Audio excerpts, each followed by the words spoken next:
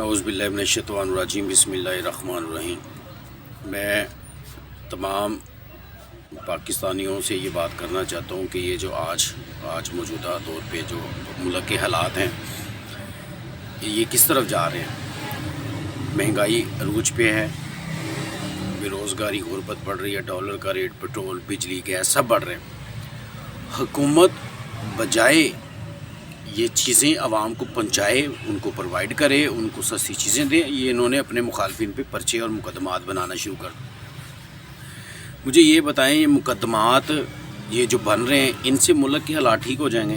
یہ گرفتاریاں آپ کر رہے ہیں، ان سے ملک کے حالات ملک کے حالات خراب ہوں گے، کیونکہ عمران خان کی جو سیاسی جماعت ہے وہ ایک بڑی سیاسی جماعت ہے، کروڑوں اس کے ووٹر سپورٹر ہیں، آپ اس کی آواز دبا نہیں سکتے۔